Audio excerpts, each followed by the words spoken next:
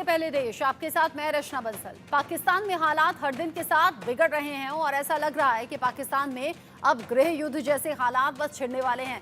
इससे पहले श्रीलंका के हाल दुनिया ने देखे हैं। बांग्लादेश में क्या कुछ हुआ वो किसी से छिपा नहीं है, उसकी चर्चा इनफैक्ट अब तक है। और यहाँ कंगाल पाकिस्तान में भी हालात लगातार खराब होते हुए नजर आ रहे हैं। कंगाल पाकिस्तान में गृह युद्ध जैसे हालात दिखाई दे रहे हैं। खबर बलूचिस्तान से है, खबर पीओके से है, जहां पर सरकार के खिलाफ आक्रोश लगातार सड़कों पर देखा जा रहा है। कानून व्यवस्था चरमराई हुई है, बेरोजगारी चरम पर है, महंगाई से आवाम त्रस्त है और इन सभी परेशानियों के चलते बलूचिस्तान हो या पीओके हो, लगातार लोगों का गुस्सा सातवें आसमान पर। और इसी गुस्से नाराजगी के चलते लोग सड़कों पर आ गए हैं।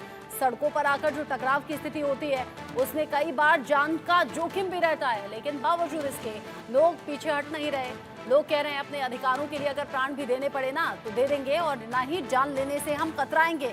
यही जो टकराव की स्थिति है, सेना के जवानों और साथ ही साथ आम लोगों के बीच में टकराव हुआ, जानें भी गई हैं, बहुत सी ऐसी मुठभेड़ भी हुई हैं जिन पर निगाह सरकार की बनी हुई है, लेकिन बावजूद इसके सॉल्यूशन कुछ मिल नहीं रहा।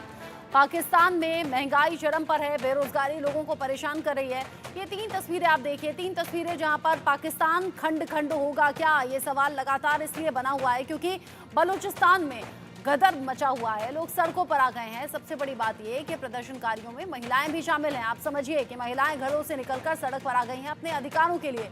उधर कराची में भी कोहराम की स्थिति है, वहां भी इसी तरह के प्रदर्शन नजर आ रहे हैं। साथ ही साथ जो नारेबाजी हो रही है, नारेबाजी में काफिर काफिर, अहमदिया काफिर, अहमदिया काफिर, ये नारे भी वहां पर लग रहे हैं।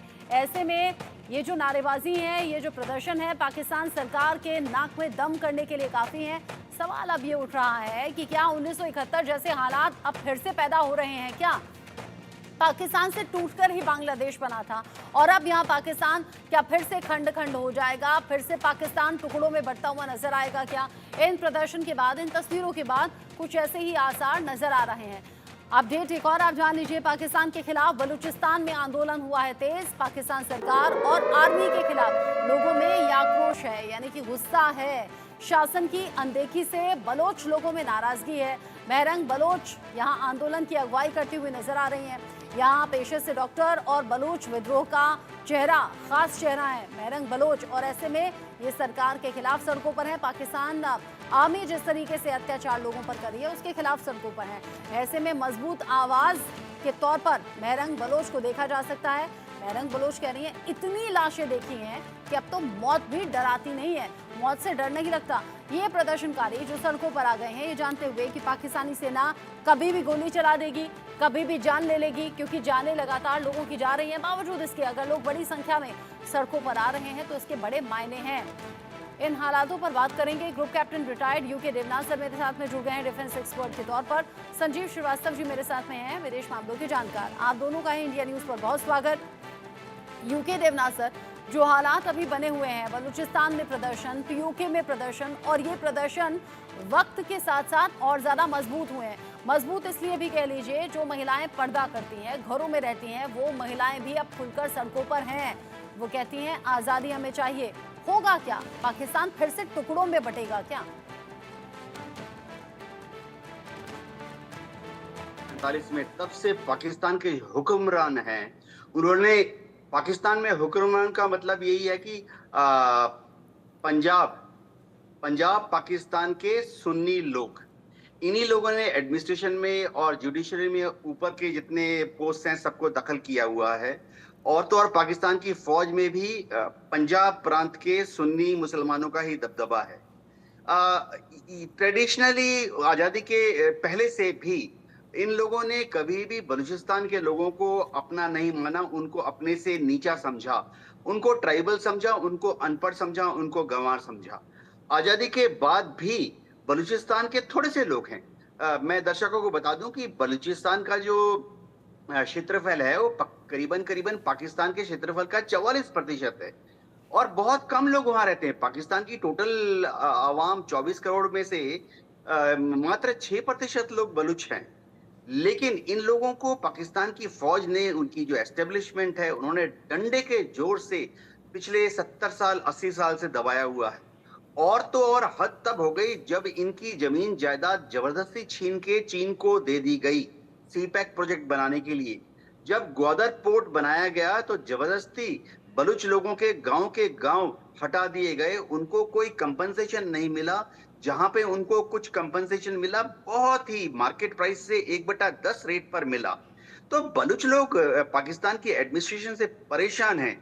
इसीलिए आप लगातार देखेंगे कि कभी वहां पर इंसर्जेंसी हो जाती है, Baloch liberation force, Baloch liberation army, ये सब वहां ऑपरेट कर रहे हैं। अब महरम बलूच ने जो अगवा किया है, बलूच लीडरशिप दिखाई है, वह बहुत ही तारीफे काबिल है।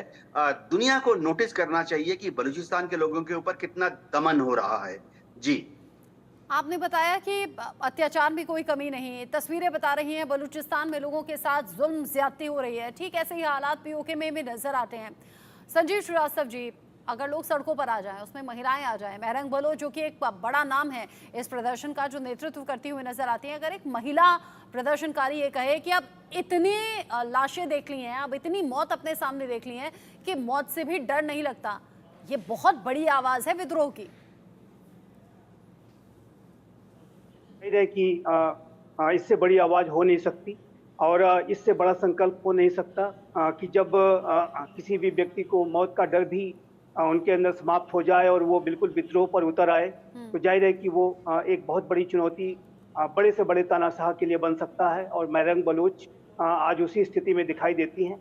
और इसके पीछे जाहिर है कि जो पाकिस्तान के जो वास्तविक शासक हैं, जो वहाँ की आर्मी और आईएसआई, और पंजाब की जो पाकिस्तान की जो पंजाबी सुन्नी जो डोमिनेशन वाले जो हुक्मरान हैं, वो हर तरीके की ऐसी नीतियों को अपनाते रहे हैं जिसकी की वजह से पाकिस्तान में जो इथनिक कम्युनिटीज़ हैं उनको सेकेंडरी ट्रीटमेंट मिलता रहा है।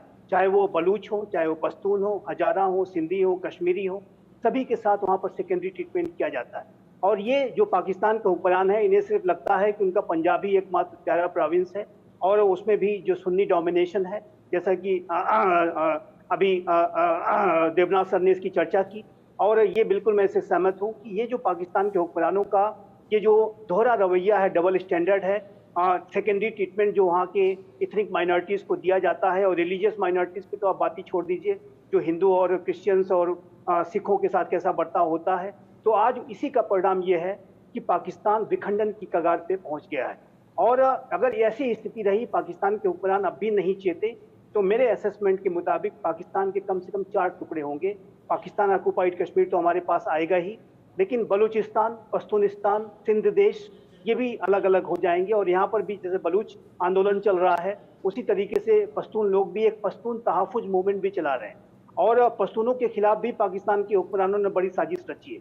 सिंधी जो आबादी है उनके खिलाफ भी बहुत बड़ी साजिश रच डाली है, कश्मीरियों के खिलाफ साजिश रच डाली।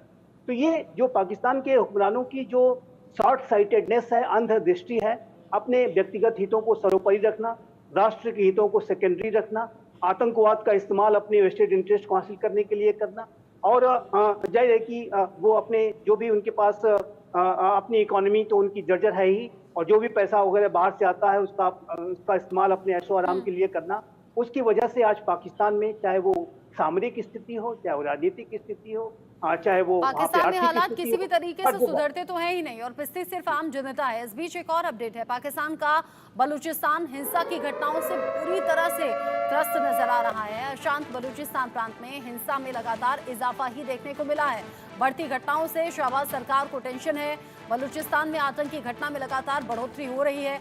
अगस्त के महीने में हिंसा की घटनाओं से हलचल और ज्यादा बढ़ गई है। पिछले 6 साल में सबसे ज्यादा अगस्त महीना खतरनाक रहा है इन हिंसा की घटनाओं से जुड़ा हुआ। घटनाओं में आम लोग हों, सुरक्षा बलों हों, दोनों ही तरफ से लोगों की जान गंवानी पड़ी है। 83 आतंकी घटनाओं में 254 लोगों की मौत हो चुकी है। यानी आतंकी घटनाएं भी होती रही, टकराव की स्थिति भी होती रही, और ये जो लगातार लोगों की जान जा रही है, ये पाकिस्तान सरकार के लिए अलार्मिंग सिचुएशन है। यूके देवनाथ सर, कि सरकार को समझ नहीं आ रहा है कि अगर वो चाहते हैं कि दूर दराज के क्षेत्रों के लोग, चाहे वो खैबर पख्तूनख्वा के लोग हों, पीओके के लोग हों, बलूचिस्तान के गांव के लोग हों, अगर उनको पाकिस्तान की मेन स्ट्रीम के साथ अंदर मिला के रखना है, तो उसका एक ही तरीका है कि पाकिस्तान की जो सेंट्रल एस्टेब्लिशमेंट है, इस्लामाबाद, रावलपिंडी में जो ये बैठे हुए हैं, इनको चाहिए कि इन दूर-दराज के क्षेत्रों के लोगों के साथ मिल-जुल कर आगे बढ़ें। उनको एक ज़्यादा इज़्ज़त दें, ज़्यादा सम्मान दें, ज़्यादा फाइनेंशियल पावर दें।